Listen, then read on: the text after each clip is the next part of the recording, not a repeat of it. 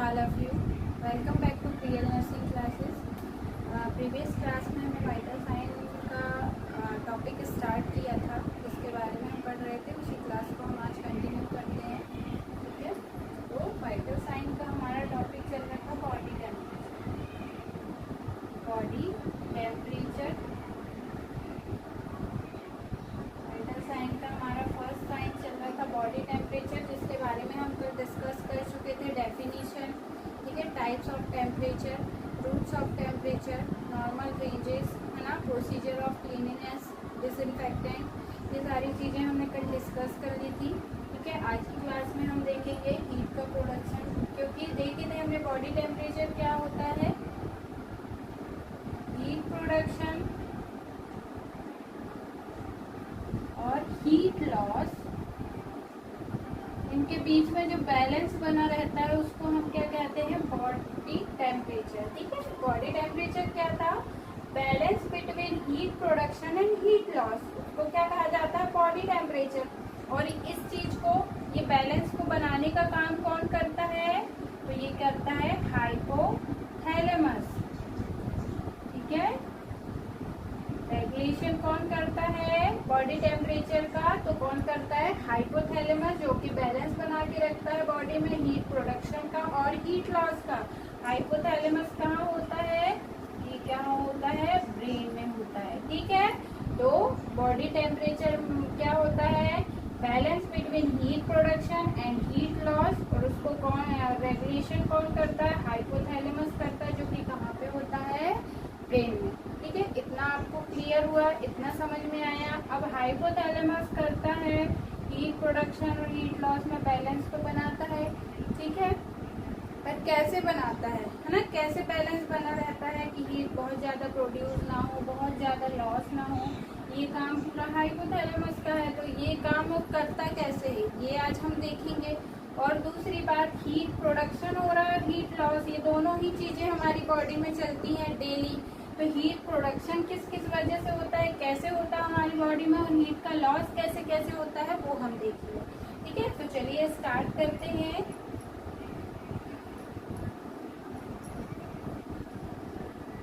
सबसे पहले हम देखते हैं heat production. Heat production, heat production के दो मेन कारण होते हैं, या दो चीजों से हीट का प्रोडक्शन होता है हमारी बॉडी में। फर्स्ट होता है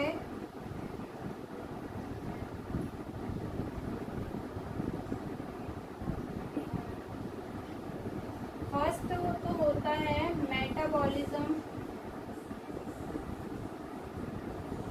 metabolism of food.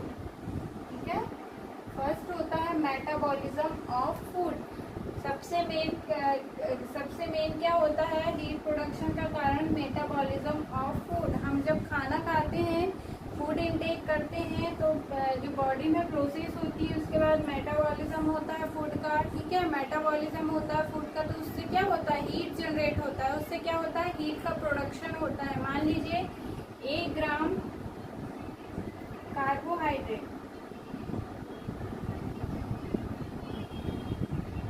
1 gram carbohydrate intake हुआ। ठीक है, तो उससे कितना आपका हीट का प्रोडक्शन होगा,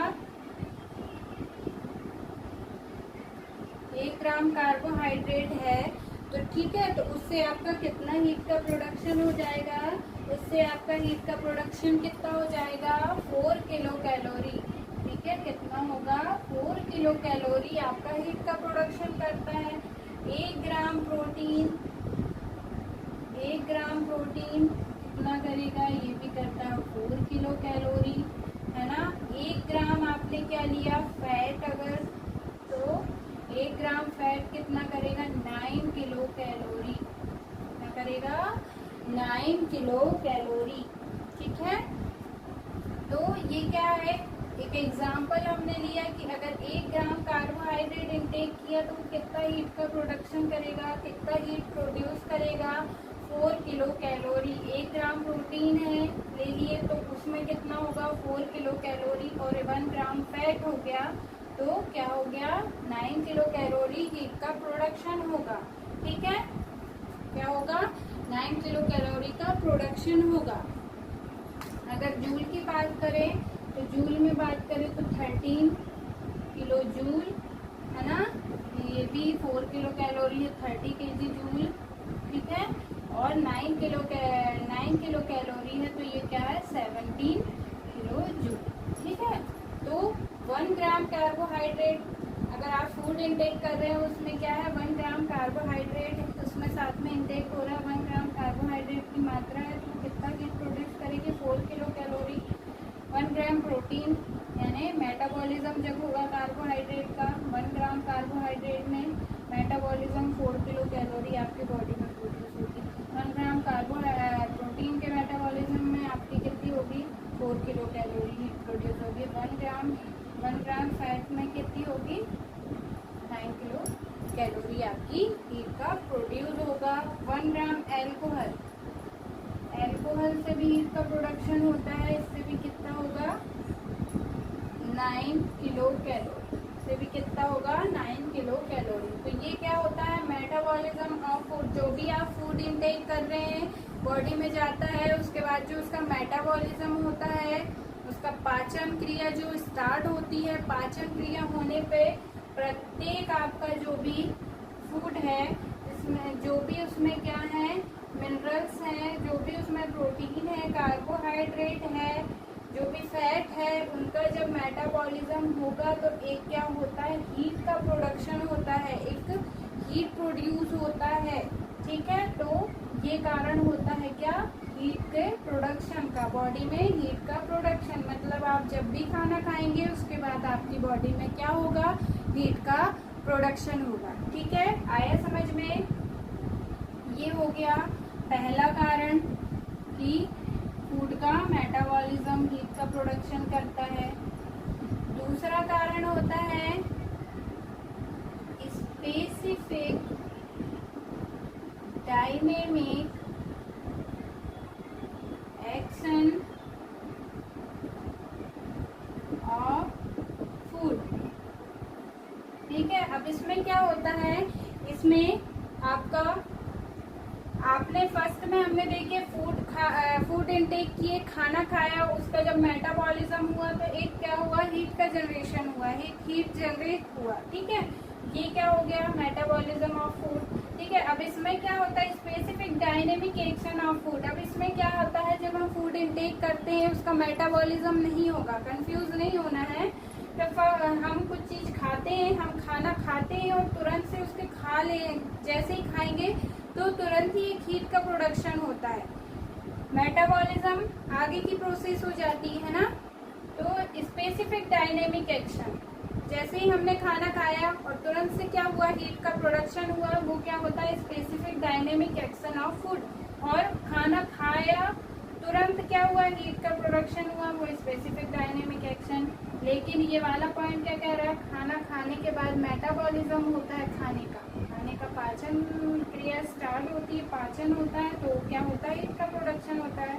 तो ये दोनों ही कंडीशन में क्या हो रहा है, हीट का, आप खाना खाएंगे तो तुरंत ही हीट का प्रोडक्शन स्टार्ट हो जाएगा, देन उसके बाद खाने का मेटाबॉलिज्म होगा, फूड का मेटाबॉलिज्म होगा, तो भी हीट का प्रोडक्शन हो गए। दोनों ही कंडीशन क्या होता है, हीट का प्रोडक्शन होता है। जैसे कि स्पेसिफिक डायनेमिक एक्शन में आपने खाना खाया, उसमें आपने कार्बोहाइड्रेट, उसमें भी हम कार्बोहाइड्रेट, प्रोटीन, फैट, है ना। तो इसमें भी हीट का प्रोडक्शन होता है, इसमें भी क्या होगा, हीट का प्रोडक्शन होगा, कितना होगा, 5 to 6% कार्बोहाइड्रेट से हो जाएगा आपका, ठीक है। 30% आपका कहाँ से हो जाएगा, प्रोटीन से हो जाएगा, है ना। 4% आपका कहाँ से होता है, फैट से होता है। एंड मिक्स डाइट अगर आप ले रहे हैं, मिक्स डाइट, तो उससे आपका होता है 12%, ठीक है। तो आपने खाना खाया और तुरंत से ही एक हीट का प्रोडक्शन होने लगा, तो वो क्या होता है, स्पेसिफिक डायनेमिक एक्शन के कारण होता है। Specific dynamic action of food means खाना खाने के तुरंत बाद क्या होने लगा, हीट का प्रोडक्शन हो गया। में अगर कार्बोहाइड्रेट कितना करता है हीट का प्रोडक्शन, 5 to 6% करता है, प्रोटीन सबसे ज़्यादा करता है 30%, फैट 4% एंड मिक्स डाइट क्या करता है, 12% करता है, ठीक है। दूसरा क्या है मेटाबॉलिज्म। उसी फूड का क्या होगा, मेटाबॉलिज्म स्टार्ट होगा। मेटाबॉलिज्म की प्रोसेस में कार्बोहाइड्रेट 1 ग्राम कार्बोहाइड्रेट कितना करेगा, है ना, प्रोटीन कितना करेगा, फैट कितना करेगा, ये हमने डिस्कस कर लिया। ठीक है, तो ये दोनों मेन कारण होते हैं। 1 ग्राम कार्बोहाइड्रेट कितना करेगा, प्रोटीन कितना करेगा और फैट कितना करेगा। ठीक है, तो अगर मेटाबॉलिज्म हो रहा है तो कार्बोहाइड्रेट की जो किलो कैलोरी कितने 1 ग्राम में कितने किलो कैलोरी प्रोड्यूस हो रहा है वो मैंने आपको बता दिया। और अगर स्पेसिफिक डायनेमिक एक्शन फूड में क्या होगा, कार्बोहाइड्रेट कितने हीट प्रोडक्शन करता है 5 to 6%, प्रोटीन 30% करता है, फैट करता है 4% और मिक्स डाइट आपका करेगा 12%। तो ये मेन कारण होते हैं हमारी बॉडी में हीट का प्रोडक्शन करने में, क्योंकि खाना हम रोज खा रहे हैं सुबह शाम, तो क्या हो रहा है, हीट का प्रोडक्शन कंटिन्यूसली हो रहा है ना। खाना खाएंगे तो हीट का प्रोडक्शन होगा और उसका जब मेटाबॉलिज्म होगा तो हीट का प्रोडक्शन होगा। तो ये मेन कारण हो गए हमारे के हीट का प्रोडक्शन जो कि हमारी बॉडी में होता है। ठीक है, ये हमारी क्या हो गई, हीट प्रोडक्शन की प्रोसीजर हो गई। इसके कारण क्या हो रहा है, हीट का प्रोडक्शन हो रहा है बॉडी में। इसके अलावा कोई एक्टिविटी, एक्सरसाइज करने, ये सबने एक्सपीरियंस किया है ना, एक्सरसाइज आप करते हैं, ठीक है, हीट का प्रोडक्शन हो रहा है। हार्मोन सिक्रीशन हो रहा है, हीट का प्रोडक्शन हो रहा है। यानी जो भी चीजें जिससे क्या हो रही है, एक्टिविटी बढ़ रही है तो ब्लड फ्लो भी बढ़ रहा है ना, और ब्लड फ्लो बढ़ रहा है तो वो चीज़ें क्या करेगी, हीट का प्रोडक्शन करेगी। तो सबकी ये सारी चीज़ें भी क्या करेंगी, प्रोडक्शन करेगी। तो मेन हमारा क्या होता है, specific dynamic action of food और मेटाबॉलिज्म ऑफ फूड। ठीक है, ये दो मेन कारण होते हैं। अब हीट लॉस, ये इम्पॉर्टेंट है। ठीक है, हीट लॉस इम्पॉर्टेंट है।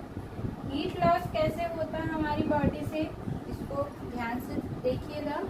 हीट लॉस हमारी बॉडी से होता है, फर्स्ट होगा बाय स्किन। ठीक है, हीट लॉस हमारी बॉडी में होता है बाय स्किन। उसके अलावा बाय किडनी, बाय लंग,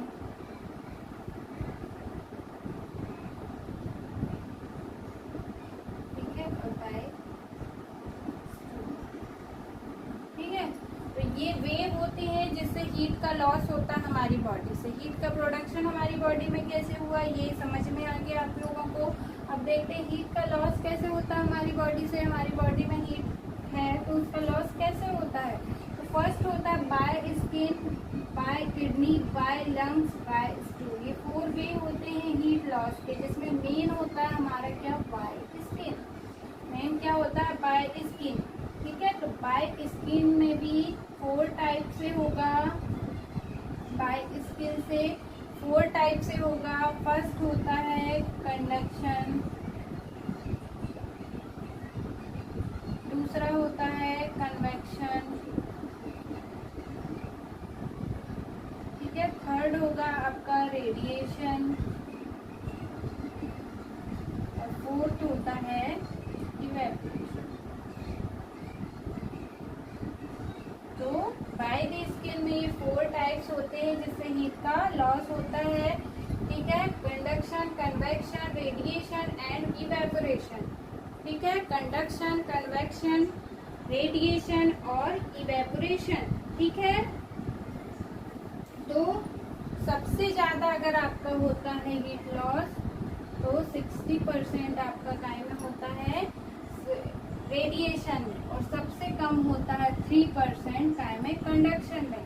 ठीक है, ये होता क्या है ये मैं आपको बता रही हूँ, लेकिन सबसे पहले देखिए सबसे ज्यादा बाय द स्किन के 4 टाइप्स होते हैं, कंडक्शन, कन्वेक्शन, रेडिएशन और इवेपोरेशन। ठीक है, रेडिएशन और इवेपोरेशन। ठीक है, तो सबसे ज्यादा हीट लॉस कौन सा टाइप करता है, रेडिएशन, और सबसे कम कौन करता है आपका कंडक्शन। सबसे कम कौन करता है, कंडक्शन। ठीक है, तो 1 by 1 हम देखते हैं, तो बाद में हम लास्ट में देखेंगे, पहले ये 4 टाइप्स हम देख लेते हैं। तो ये जो होता है कंडक्शन, कंडक्शन मीन्स होता है direct contact, direct contact to hot surface,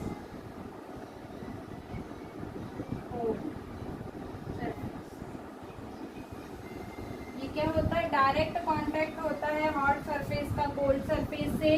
मान लीजिए आप क्या है, आपके हाथ गर्म है ना, आपके हाथ गर्म है, हीट है, आपने क्या कर लिए, बर्फ का टुकड़ा पकड़ लिए, आपने अपने हाथ में आइस पकड़ लिए, तो उसके बाद आप जब छोड़ेंगे तो आपके हाथ भी क्या हो जाएंगे, ठंडे हो जाएंगे, है ना, आपके हाथ भी क्या हो जाएंगे, ठंडे हो जाएंगे। तो आपका क्या हुआ, वो हीट का लॉस हो गया। पहले आपके हाथ गर्म थे, आपने क्या करा, डायरेक्ट कांटेक्ट, है ना, डायरेक्ट आपने क्या किया, आइस को अपने हाथ में पकड़ लिया, हाथ की स्किन और बर्फ का क्या हुआ, डायरेक्ट कांटेक्ट हुआ, जिससे क्या हुआ, हीट लॉस हुआ और आपके हाथ भी क्या हो गए, ठंडे हो गया। तो ये कंडीशन क्या कहलाती है, कंडक्शन। इस प्रोसेस को क्या कहा जाता है, कंडक्शन। आया समझ में? देखिए कंडक्शन में direct contact to hot surface to cold surface, है ना, डायरेक्ट कांटेक्ट होता है हॉट सरफेस का कोल्ड सरफेस से, तो जिससे क्या होता है, हीट का लॉस होता है। मान लीजिए ऐसा आपने एक्सपीरियंस किया होगा कि जैसे किसी का हाथ गर्म है और किसी का हाथ ठंडा है ना, तो जिसका हाथ ठंडा है वो काफी टाइम तक अगर होल्ड कर लेगा, है ना, जिसका हाथ गर्म है तो वो उसका टेम्परेचर भी क्या हो जाएगा, बैलेंस में आ जाएगा। या सबसे अच्छा एग्जाम्पल मैंने आपको बताया कि अगर आपके हाथ गर्म है और आप कुछ टाइम के लिए, कुछ सेकंड के लिए भी अगर आइस को पकड़ लेंगे तो आपका टेम्परेचर क्या हो जाएगा, कम हो जाएगा, हीट का लॉस हो जाएगा, क्योंकि डायरेक्ट कांटेक्ट में आ रहा है हाथ और आइस, है ना, ठीक है। दूसरा क्या है, कन्वेक्शन। तो कन्वेक्शन में क्या होता है, इसमें होता है convection, heat loss by the air, ठीक है। कन्वेक्शन मीन्स होता है heat loss by the air, ठीक है। मान लीजिए कूलर चल रहा है, पंखा चल रहा है, बहुत ज्यादा हीट हो रहा है, गर्मी हो रही है ना, आपको बहुत गर्माहट फील हो रही है, हीट है आपकी बॉडी में, तो आप क्या करेंगे, एसी नहीं आएगा, क्योंकि कन्वेक्शन क्या है, बाय द एयर। तो क्या आएगा, फैन आप ऑन कर लीजिए, कूलर ऑन कर लीजिए, तो आपका टेम्परेचर क्या हो जाएगा, कम हो जाएगा, हीट लॉस हो जाएगा। तो वो आपकी कंडीशन क्या कहलाती, कन्वेक्शन, ठीक है। तो कन्वेक्शन यानी क्या होता है, बाय द एयर, ठीक है, बाय द एयर। अब थर्ड है रेडिएशन, जिससे सबसे ज्यादा हीट लॉस होता है। सबसे ज्यादा हीट लॉस कौन सा होगा, किस चीज में होता है, रेडिएशन। रेडिएशन में क्या होता है, इनडायरेक्ट कांटेक्ट होता है ना, जैसे कंडक्शन में क्या है, डायरेक्ट कांटेक्ट, रेडिएशन क्या होता है, इनडायरेक्ट कांटेक्ट। मान लीजिए किसी कमरे में क्या है, एसी चल रहा है ना, वो कमरा बहुत ज्यादा ठंडा है, ठीक है, वो कमरा क्या है, बहुत ज्यादा ठंडा है। आप उस कमरे के में एंटर होंगे तो क्योंकि कमरा ठंडा है, आप डायरेक्ट कांटेक्ट किसी चीज में नहीं आए, ना ही आपने कोल्ड सरफेस को डायरेक्ट कांटेक्ट में आए, ना ही आपने कन्वेक्शन मतलब ना ही कूलर पंखा चालू किया है, लेकिन उस कमरे में एंटर होते ही आपका हीट लॉस हो जाता है ना, उसका ठंडा फील होने लगता है। तो वो क्या है, रेडिएशन, वो क्या काय में आएगा, रेडिएशन, इनडायरेक्ट कांटेक्ट, है ना। इनडायरेक्ट कांटेक्ट मतलब बंद कमरा है जो कि बहुत ज्यादा ठंडा है, आप बाहर से उस कमरे में एंटर होते हैं, ना ही वहाँ पे आप डायरेक्ट कांटेक्ट कर रहे हो, कंडक्शन नहीं हो रहा है, कन्वेक्शन, कोई आप कूलर पंखा चालू नहीं भी कर रहे हो, फिर भी आपका क्या हो रहा है, हीट लॉस हो रहा है, आपको ठंड फील हो रही है, यानी आपका हीट लॉस हो रहा है, तो वो आपका काय में आ जाएगा, रेडिएशन में आ जाएगा, ठीक है, इनडायरेक्ट कांटेक्ट। अब फोर्थ है evaporation. Evaporation means by the sweating, है ना, या स्वेटिंग इसका बहुत अच्छा एग्जाम्पल है, ठीक है। स्वेटिंग के द्वारा क्या होता है, हीट का लॉस होता है ना। Evaporation means by the sweating, आपको जब पसीना आता है तो भी क्या होता है, हीट लॉस होता है ना। गर्मी में क्या होता है, हमें पसीना आने लगता है, बहुत ज्यादा हॉट जब होता है तो हमें क्या होता है, पसीना आने लगता है। वो काम हमारी हाइपोथैलेमस का होता है कि क्या, किस चीज के लिए, हमारी बॉडी में टेम्परेचर का बैलेंस बना के रखने के लिए। इसके आगे हम देखेंगे कि कैसे होता है। तो इवेपोरेशन में क्या होता है, बाय द स्वेटिंग क्या होता है, हीट का लॉस होता है। तो आप लोगों को आया समझ में, बाय द स्किन फर्स्ट होता बाय द स्किन, जिसमें 4 टाइप हमारे होते हैं। कंडक्शन,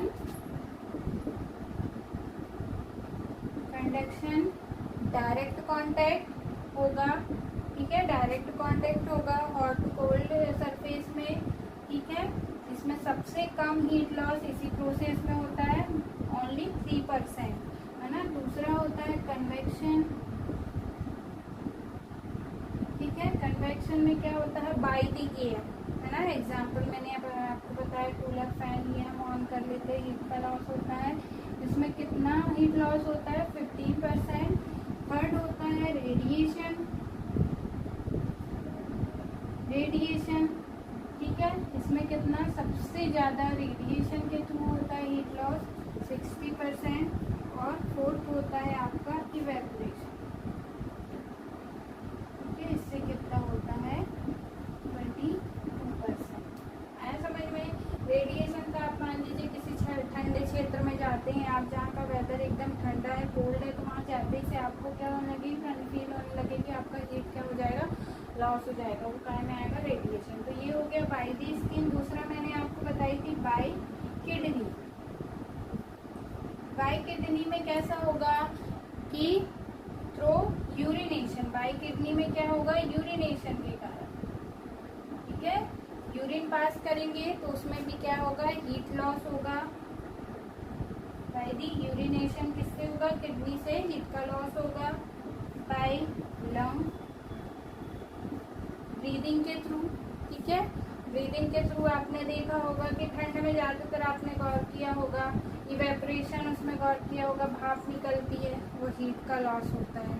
वैसे ही ठंड में गर्म सांसें निकलती हैं, हीट का लॉस होता है। तो ये क्या हो गई, बाय लंग। फोर्थ होता है बाय स्टूल, ठीक है।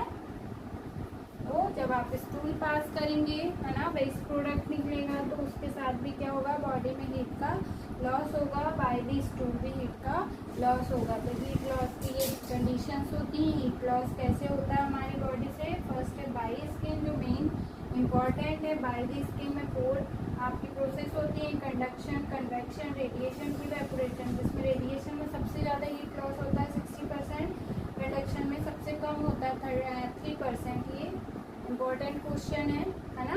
रेडिएशन में किस प्रोसेस में सबसे ज़्यादा हीट लॉस होता है, तो रेडिएशन में होता है, सबसे कम कंडक्शन में होता है। कंडक्शन क्या है, डायरेक्ट कॉन्टैक्ट में। कन्वेक्शन क्या है, बाय द एयर, रेडिएशन, है ना। Indirect contact, evaporation by the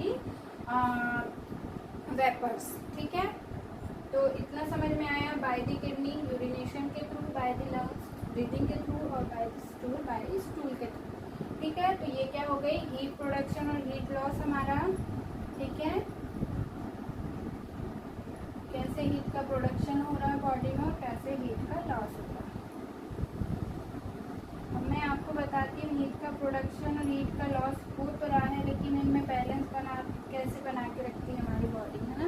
regulation कैसे होता है, जो कि हाइपोथैलेमस करता है, वो कैसे करता है रेगुलेशन, तो वो हम देख लेते हैं।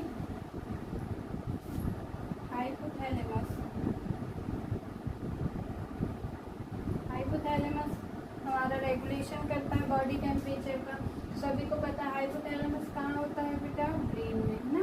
ब्रेन में सभी को पता है, जो हमारे न्यूरॉन्स हैं वो क्या करते हैं, सेंसेस पास करते हैं। उसके बाद क्या करता है हमारा ब्रेन, क्या करता है, सारे क्या करता है, ऑर्डर पास करता है, हमारी बॉडी वैसे मूवमेंट करती है। ठीक, तो ऐसे ही हाइपोथैलेमस में क्या होते हैं, सेंसर्स पॉइंट होते हैं, जो क्या करते हैं, उस तक क्या इंफॉर्मेशन पहुंचाते हैं कि हाँ तो हीट का प्रोडक्शन हो गया है या हीट का लॉस हो गया है। ठीक है, हाइपोथैलेमस में क्या होते हैं, 2 सेंटर होते हैं। एक होता है हीट ट्रांसफर सेंटर और एक होता है heat losing centre. Heat losing centre, 2 centre होते हैं हाइपोथैलेमस के, heat transfer centre, heat losing centre.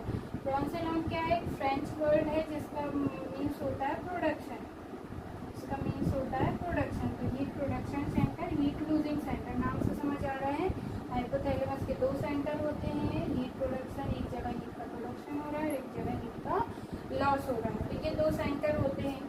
तो जब भी बॉडी में टेम्परेचर ज़्यादा हो रहा है या कम हो रहा है, सेंसर्स क्या होते हैं, एक्टिवेट होते हैं, वो क्या इन्फॉर्मेशन हाइपोथैलेमस तक पहुंचाते हैं, और उसके बाद हाइपोथैलेमस इन दो सेंटर के थ्रू क्या करता है, बैलेंस बना के रखता है। तो सबसे फर्स्ट हम क्या करते हैं, मान लीजिए इंक्रीज हुआ है टेम्परेचर, क्या हो गया, इंक्रीज हो गया है ना, टेम्परेचर क्या हो गया, इंक्रीज हो गया। तो मान लीजिए बॉडी में ऑटोमेटिक टेम्परेचर इंक्रीज हो गया है, हीट प्रोडक्शन सेंटर का तो कोई काम नहीं है, ये ऑलरेडी क्या है, टेम्परेचर इंक्रीज है। तो सबसे पहले हीट प्रोडक्शन सेंटर सप्रेस्ड हो जाएगा, क्या हो जाएगा, सप्रेस्ड हो जाएगा। हीट प्रोडक्शन सेंटर क्या हो जाएगा, बंद हो जाएगा। यहाँ पे काम किसका चालू होगा, हीट लूजिंग सेंटर का, क्योंकि टेम्परेचर राइजेस है, टेम्परेचर बढ़ा हुआ है तो उसको लूज करने की ज़रूरत है। तो यहाँ पे सप्रेस्ड हो जाएगा हीट प्रोडक्शन, इस पर कोई ज़रूरत नहीं है। लेकिन हीट लूजिंग सेंटर अपने काम पे लगेगा, ये क्या करेगा, स्वेट ग्लैंड को एक्टिवेट करेगा, स्वेट ग्लैंड को एक्टिवेट करेगा, है ना। इससे क्या होगा, इंक्रीज होगी स्वेटिंग, और क्या होगा, डिक्रीज होगा टेम्परेचर। मैंने अभी इससे पहले आपको बताया था इवेपोरेशन में कि स्वेटिंग के थ्रू क्या होता है, हीट लॉस होता है। वही चीज़ है, हीट लूजिंग सेंटर का काम क्या रहता है, वो स्वेट ग्लैंड को एक्टिवेट करता है, स्वेटिंग को बढ़ाता है। इससे क्या होता है, टेम्परेचर फास्ट डाउन होता है, टेम्परेचर कम होता है। तो चूँकि क्या है, बॉडी में टेम्परेचर बढ़ा हुआ है, ये देख रहे हैं हम, बॉडी में टेम्परेचर राइजेस है, तो प्रोसेलॉन सेंटर का कोई काम नहीं है, वो बंद हो जाएगा। हीट लूजिंग सेंटर स्टार्ट कर देगा हाइपोथैलेमस, जिससे क्या होगी, स्वेट ग्लैंड एक्टिवेट होगी, एक्सेसिव स्वेटिंग होगी, और टेम्परेचर क्या होगा, कम होगा, और बैलेंस बन जाएगा किसका, क्योंकि टेम्परेचर बढ़ा हुआ था, अब कम हो गया, तो बैलेंस बन जाएगा बॉडी टेम्परेचर। आए समझ में। अब यहाँ पे अगर हम बात करें कि टेम्परेचर क्या हो गया, फास्ट डाउन हो गया, कम हो गया टेम्परेचर, तो यहाँ पे वही चीज़ें आएंगी, ऑलरेडी टेम्परेचर कम है, तो हीट लूजिंग सेंटर का कोई काम नहीं है, ये क्या हो जाएगा, सप्रेस्ड हो जाएगा, ये क्या हो जाएगा, सप्रेस्ड हो जाएगा। यहाँ पे काम है किसका, हीट प्रोसेलॉन सेंटर का, क्योंकि टेम्परेचर कम है तो हीट को बढ़ाने की ज़रूरत है। हाइपोथैलेमस प्रोसेस सेंटर को एक्टिवेट करेगा, हीट प्रोसेलॉन सेंटर दो कंडीशन में वर्क करता है। एक साइड ये करता है वैसोडाइलेशन, हीट प्रोसेलॉन सेंटर क्या करता है, दो काम करता है, एक साइड करता है वैसोडाइलेशन और एक साइड करता है हार्मोन सिक्रेशन, दो चीज़ें होती है ना। तो ये क्या करता है, वैसोडाइलेशन, सबको पता है वैसोडाइलेशन मतलब वेसल्स का फैलना, वेसल्स फैलेंगी, है ना, वेसल्स क्या होंगी, डायलेट होंगी, तो क्या होगा, ब्लड फ्लो भी बढ़ेगा, ब्लड फ्लो बढ़ेगा, ब्लड वॉल्यूम बढ़ेगा, तो वहाँ पे क्या होगा, टेम्परेचर भी बढ़ेगा, क्योंकि जहाँ पे ब्लड बढ़ेगा, जहाँ पे ब्लड है वहीं पे क्या है, एक्टिविटी है, और एक्टिविटी से क्या होता है, टेम्परेचर राइज होता है ना। तो क्या हो रहा है, वैसोडाइलेशन हो रहा है, तो इंक्रीज क्या हो रहा है, ब्लड वॉल्यूम, इससे क्या हो रहा है, एक्टिविटी क्या हो रही है, इंक्रीज एक्टिविटी, इससे क्या हो रहा है, टेम्परेचर भी क्या हो रहा है, इंक्रीज हो रहा है ना। वैसोडाइलेशन हो रहा है तो ब्लड वॉल्यूम बढ़ रहा है, ब्लड वॉल्यूम बढ़ रहा है तो वहाँ एक्टिविटी बढ़ रही है, एक्टिविटी बढ़ रही है तो क्या हो रहा है, टेम्परेचर बढ़ रहा है। टेम्परेचर डाउन था तो यहाँ बढ़ा टेम्परेचर, है ना, टेम्परेचर इसने बढ़ा दिया, हो गया काम, टेम्परेचर बढ़ा दिया। अब यहाँ पे क्या, हार्मोन सिक्रीशन, हार्मोन सिक्रीशन होता है, हार्मोन भी क्या बढ़ाते हैं, सिक्रीशन से भी क्या बढ़ती है, एक्टिविटी बढ़ती है ना, हार्मोन सिक्रीशन से भी एक्टिविटी बढ़ती है, और इससे भी क्या बढ़ जाएगा, टेम्परेचर बढ़ जाएगा। ठीक है, अब देखिए यहाँ समझने वाली बात, ये दो चीज़ों में काम करता है, एक वैसोडाइलेशन करता है एक साइड, और एक साइड हार्मोन सिक्रीशन। अब एक साइड वैसोडाइलेशन तो हो गया, जिससे क्या होगा, ब्लड वॉल्यूम और एक्टिविटी बढ़ी और टेम्परेचर बढ़ गया, टेम्परेचर कम था तो टेम्परेचर बढ़ गया, ठीक है, बढ़ा दिया, यहाँ हो गया, इतना ठीक है। लेकिन अब यहाँ भी टेम्परेचर ये बढ़ा रहा है, ये तो गलत बात है, फिर तो बहुत ज़्यादा, फिर कंडीशन ये क्या बन जाएगी, ये कंडीशन बन जाएगी कि टेम्परेचर बहुत ज़्यादा बढ़ गया, है ना, बैलेंस तो बनेगा नहीं फिर, कि टेम्परेचर कम था तो यहाँ वैसोडाइलेशन एक साइड इसके हुआ, इसने टेम्परेचर बढ़ा दिया, ठीक है। अब यहाँ भी टेम्परेचर बढ़ा रहा है तो ये कंडीशन पलट के ये हो जाएगी कि टेम्परेचर बहुत बढ़ गया, ठीक है। तो ये एक साइड तो ये वैसोडाइलेशन करेगा, और जो हार्मोन सिक्रीशन है इसको क्या कर देगा, डिक्रीज कर देगा, ताकि यहाँ पे टेम्परेचर बढ़ रहा है तो यहाँ हार्मोन का सिक्रेशन कम कर दे ताकि एक्टिविटी भी कम रहे और टेम्परेचर भी कम हो। तो ये एक ही जगह से क्या करेगा, टेम्परेचर को इंक्रीज करेगा, इसको कम कर देगा ताकि बहुत ज़्यादा टेम्परेचर ना बढ़े और बैलेंस बना रहे किसका, टेम्परेचर का आना जाएगा नॉर्मल। आया समझ में आपको? एक बार और बताती हूँ। हाइपोथैलेमस रेगुलेशन करता है बॉडी टेम्परेचर का। 2 सेंटर होते हैं इसके जिसके थ्रू ये क्या करता है, ये सारी प्रोसीजर करता है। एक होता है हीट ट्रांसफर सेंटर, एक होता है heat losing centre. Heat transfer centre 2 type से काम करता है आपका, वेसोडाइलेशन होता है इसमें और एक होता है हार्मोन सिक्रेशन। और हीट लूजिंग सेंटर में क्या होता है, ये स्वेट ग्लैंड को एक्टिवेट करता है, ये इसका काम रहता है।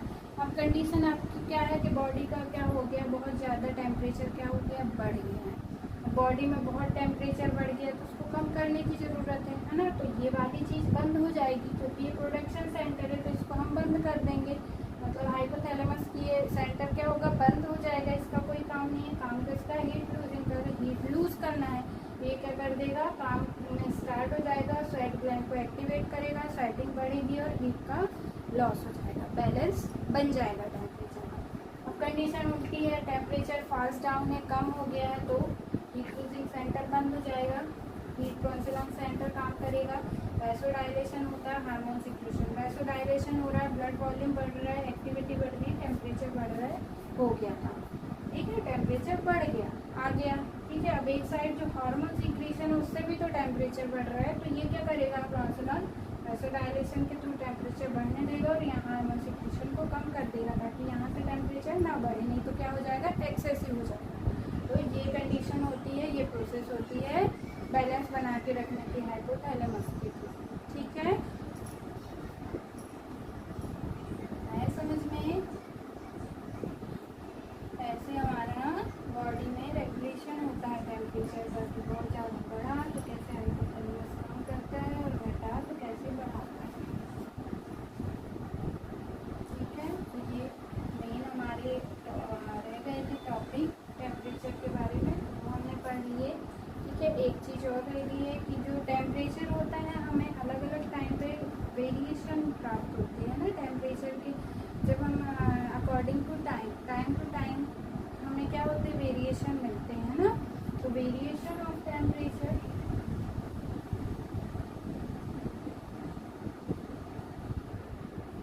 हम देखेंगे वेरिएशन में, जैसे मॉर्निंग, इसको बोलेंगे टाइम ऑफ द डे। ठीक है, इसमें क्या देखेंगे, जो temperature time of the day, morning में टेम्परेचर हमें क्या मिलेगा, कम मिलता है, डिक्रीज टेम्परेचर इन मॉर्निंग, और पीक इन लेट आफ्टरनून और अर्ली मॉर्निंग, अर्ली इवनिंग। ठीक है, temperature decrease temperature in morning, जब हम मॉर्निंग में टेम्परेचर देखेंगे किसी का तो वो क्या मिलेगा, कम मिलेगा। लेकिन पीक इन लेट आफ्टरनून और अर्ली इवनिंग, लेकिन अगर हम लेट आफ्टरनून यानी शाम को क्या करेंगे, मेज़र करेंगे तो उसका पीक में मिलेगा, मतलब टेम्परेचर हाई मिलेगा।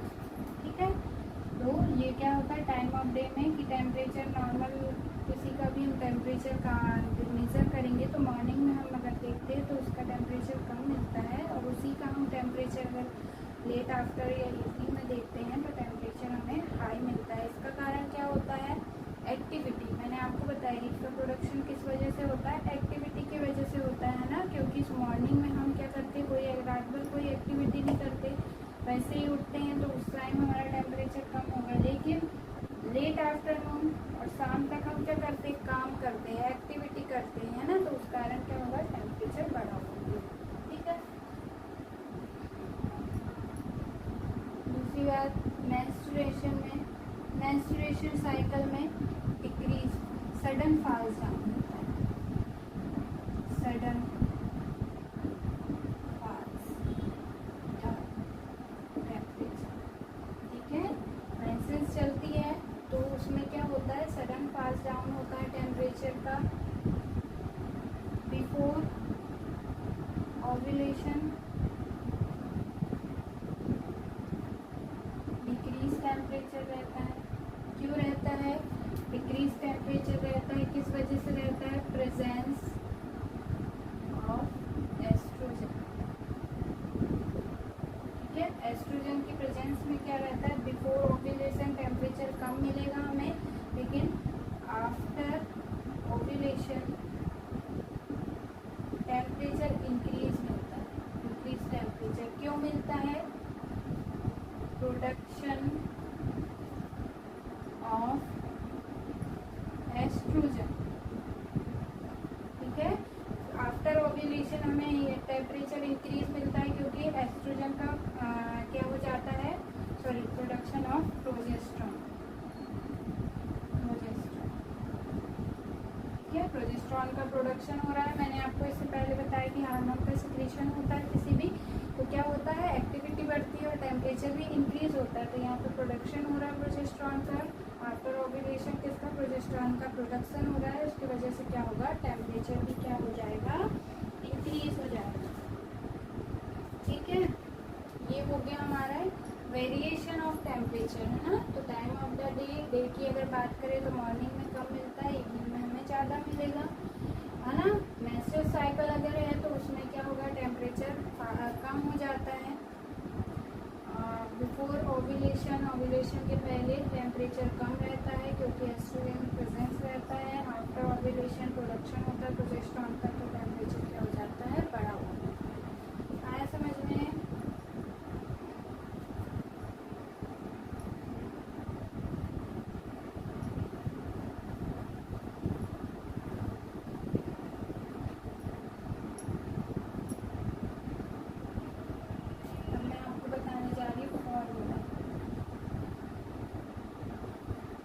फॉर्मूला किस चीज़ का?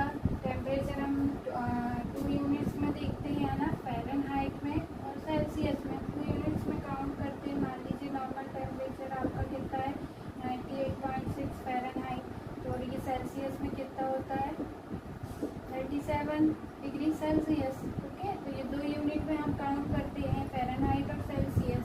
अब आपका फार्मूला मैं आपको बताने जा रही हूँ। आपके पास क्या है? टेम्परेचर सेल्सियस में है, तो आप उसको फ़ारेनहाइट में कैसे कन्वर्ट करेंगे? या टेम्परेचर आपके पास फ़ारेनहाइट में है तो उसको सेल्सियस में आप कैसे कन्वर्ट करेंगे? उसका फार्मूला मैं आपको बताती हूँ।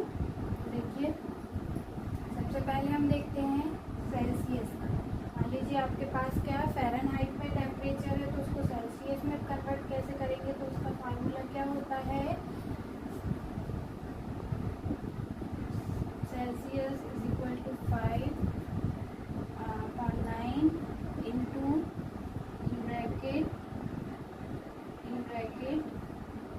F into 32। ठीक है, F इंटू 32। तो ये क्या होता है? सेल्सियस का आपके पास अगर क्या है? फ़ारेनहाइट में है टेम्परेचर, तो आप उसको सेल्सियस में कैसे कन्वर्ट करेंगे? ठीक है, तो 5/9 इंटू ब्रैकेट फ़ारेनहाइट, जो भी आपका फ़ारेनहाइट में मिला है टेम्परेचर, वो इंटू 32 आप करेंगे। ठीक है, इसको सॉल्व करेंगे तो आपका क्या मिल जाएगा? सेल्सियस में क्या हो जाएगा? आ जाएगा टेम्परेचर। और वैसे ही अगर सेल्सियस में है आपके पास तो उसको फ़ारेनहाइट में कन्वर्ट कैसे करेंगे? ये क्या हो जाएगा? उल्टा हो जाएगा, 9/5 इंटू, और यहाँ पे क्या हो जाएगा? आपका C यानी जो भी सेल्सियस में आपका जो भी टेम्परेचर है प्लस 30, प्लस क्या हो जाएगा? 32। सेल्सियस में अगर करेंगे तो क्या हो जाएगा? फ़ारेनहाइट को इंटू करेंगे 32 से, लेकिन अगर फ़ारेनहाइट हम देख रहे हैं सेल्सियस से, तो उसमें क्या करेंगे? प्लस करेंगे सेल्सियस से। तो आया समझ में? ये क्या होता है? फॉर्मूला होता है हमारा सेल्सियस टू फ़ारेनहाइट और फ़ारेनहाइट टू सेल्सियस में कन्वर्ट करने के लिए। आया समझ में? तो आज की हमारी क्लास यहीं पे हम ऐड करते हैं। ठीक है, और हमारा टॉपिक जो फर्स्ट हमारा साइन चल रहा था टेम्परेचर, है ना, फर्स्ट साइन हमारा चल रहा था टेम्परेचर, वो भी हमारा क्या होता है? कंप्लीट होता है। इसमें एक चीज़ और रह गई है, वो ये कि मान लीजिए अल्ट्रेशन ऑफ टेम्परेचर हम पढ़ेंगे, तो उसमें क्या आएगा हमारा फीवर, है ना। टेम्परेचर में अल्ट्रेशन हमारे क्या होंगे, फीवर, है ना। तो फीवर हम एक क्लास हम अलग से फीवर की बनाएंगे, जिसमें सारे फीवर के बारे में हम क्या करेंगे, डिटेल में पढ़ेंगे। तो यहाँ तक हमारा टेम्परेचर कंप्लीट होता है, सिर्फ हमारा रह गया अल्ट्रेशन ऑफ टेम्परेचर, जिसमें हम क्या करेंगे, फीवर पढ़ेंगे।